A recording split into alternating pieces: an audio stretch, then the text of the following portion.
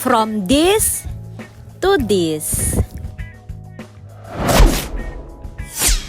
Ito nga ho yung itsura ng aming lababo bago ko nga ito i-makeover. Aring ang itim-itim din sa aming tiles ay mancha na nga na hindi ko nga matanggal-tanggal. Kahit nga lagyan ko rin ng kung ano-anong panlinis at kuskusin ko nga ng maigi, hindi na nga siguro ari puputi. Miski pumusyaw nga laang ng kaunti, wala namang nangyayari. Kaya hindi ko nga rin masyadong pinapakita sa aking vlog aring ang aming lababo dahil baka mamaya mabash nga lang ako. Pero ngayon may lakas ng loob na nga akong ipakita. Hindi na ako natatakot sa sarili kong multo. Ay di, bahala na kayo kung anong gusto nyo sabihin. Aring bahay na aring nga pala, ibigay laang sa akin ng aking mga magulang. 2 years ago nga nang maibigay nga aring bahay na ari sa akin. Pati aring lababong maitim, pinamana na sa akin. Pero bago nga iyan, bubuksan ko nga muna aring aking mga dumating na parcel. Ang una nga din ay aring ang pantakip ng ulam. Ako'y hanga rin sa akin sarili, nakabili-bili pa ako na rin. Lagi naman kaming walang ulam. Alay-ari napadaan nga sa aking wall, ay ako'y natuwa. Nito nga ay medyo nai-inlove nga ako sa mga native na bagay-bagay. Maganda naman siya, hindi kasya ang langaw, pero kasya ang niknik. Tapos ari naman yung sunod. Lahat talaga dito sa mundong ito ay walang permanente. Lahat sadya'y nagbabago, kagaya nga na rin. Naku po, dati favorite naming kulay ay itim, ngayon puti na. Ay talaga naman pagkakatuwa ko din ay kakarami ng laman, ni kamura laang nareprami. Pero hindi ko alam kung ari gagamitin ka o gagawin ko laang pandisplay. Gawa ng baka mamaya ay mauna pa aring maluto kaysa dun sa akin piniprito. Tapos ari naman nga yung sunod. Kahirap din nga nang napapatambay sa Facebook ay kung ano-anong na-check out. Ayan nga, napabili nga ako na rin yayamanin na rice dispenser. Tingnan nyo naman, kakaganda. Hindi ko rin alam sa akin sarili kung bakit ako'y bumili na rin. Lagi naman kaming walang bigas. Abay, wala naman kaming sariling bigas. Sa panindalahan kami nasandok. Bet kaya ako nakabili pa na rin. Tapos ari naman nga yung sunod. Ay ari na may sadyay gamit na gamit ko din at kailangan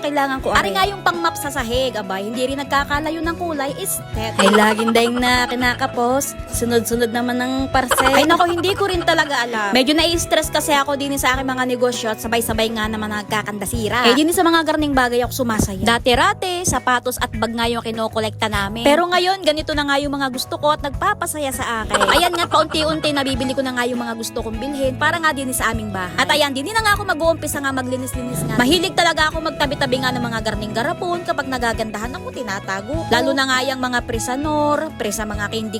Kaya naman talagang hindi nga organize yung mga gamit din sa bahay. Dahil sa halip na itapon nga tinatabi ko pa dahil palagay ko mapapakinabangan ko pa balang araw. Bali ari nga umorder nga ako na rin kitchen wallpaper. Ari nga daw ay waterproof. First time ko lang magkakabit ng mga garni-garni. Dahil sa totoo lang talaga wala na nga akong oras maglinis-linis nga din sa amin. Ayan, sinukat-sukat ko na nga iyan at babawasan ko na nga laang yung labis. Eri nga ang aming bahay, minsan mo na nga lang talaga makikitang malinis. Yung mga magulang ko, hindi rin sila masipag sa gawaing bahay, pero masipag sila sa hanap buhay. Nakagis na nga namin na laging makalat nga yung aming bahay. Dahil ng mga panahong iyon nga, sila nga ay nasa bukid, tapos meron nga din sila na rin tindahan. Umaga pa lang pupunta na nga sa bukid, pagka uwi magtitinda, tapos sa hapon pupunta ulit sa bukid. May mga alagang baka at saka baboy. At yun nga rin nakikita ko sa akin sarili ngayon, masipag sa hanap buhay pero tamad sa gawaing bahay. Hindi natin pwedeng ikumpara ang ating mga sarili sa iba. Baka sabihin nyo, ako nga naghahanap buhay, nakakapaglinis pa ng bahay. Ikaw yun. Magpasalamat ka na lang kung nagagawa mo pa rin. Eri nga ang aming bahay, saka nga lang ang nalilinis ng ayos. Kapag may darating na bisita o kaya naman may okasyon. Halimbawa may piyesta, saka pa nagpapaimis yung aking mama. Abay saka lang papalitan ng kurtina kapag may okasyon. Sa hirap maglabay. Ayan, at ngayon nga lang ako nagkakabit ng garni, kaya hindi ko alam kung tama nga ang aking ginagawa. Ay medyo mahirap pala rin ikabit kapag ka nga ikay nag-iisa. Kailangan talaga dito para mapadali yung meron kang kalandian. Natapos ko na nga itong isang side at arin isang side naman ang sunod. Ay talaga namang na-stress nga ako ng very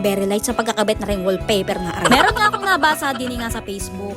We are raising children, not houses. Tama naman, maganda na malinis at maayos ang bahay palagi. Pero sa totoo lang, sobrang hirap panatilihin na malinis ang isang bahay sa loob ng isang araw. Sa paglilinis na lang ng bahay, napupunta ang oras mo kaysa sa mga importanteng bagay. Tama yun, kaya naman paminsan-minsan ko na nga lang malinis aring bahay. Dahil para sa akin, mas importante ang mga anak ko. Kaya naman, mas importante sa akin ang negosyo. Malinis nga yung bahay mo, buong maghapon ka nga naglinis. Naubos naman yung oras mo diyan, kaysa sa mga anak mo. Sabi pa nga okay lang matulog o gumala na makalat ang bahay. Okay lang makipagbanding sa anak kahit tambak ang hugasin at laban. Hindi sayang ang oras mo kapag inuna mong makipaglaro sa mga anak dahil sabi nga, we are raising children, not houses. Pero dito na-realize ko kung anong dapat mong unahin. Dapat unahin mo ang pagtitimpi dahil ay muntikan ko ng gasumutin at itapo ang pagkakahirap palang magkabit ng pukaris na aray. Ay, sadya ka namang hirap na hirap ako din Ay, pagtanggal ko nung likor kumapit na rin dulaw. Hindi kakahirap tanggalin. Diyos ko puro day. Sabi ko sa akin sarili,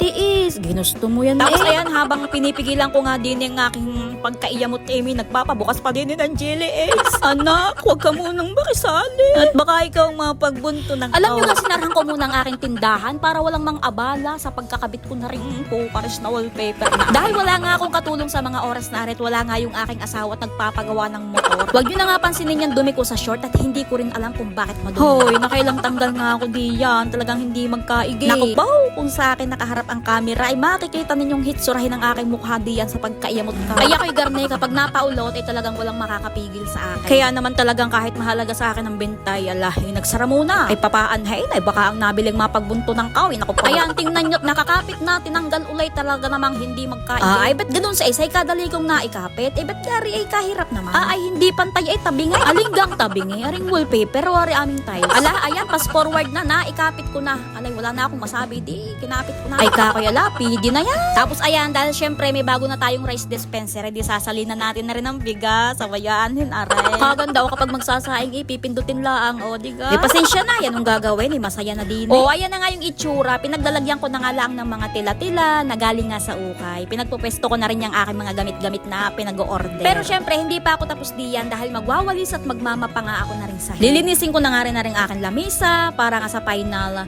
viewing.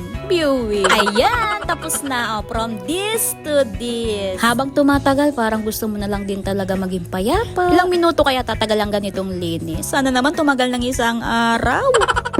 You got me up and I keep bleeding, I keep bleeding love, I keep bleeding.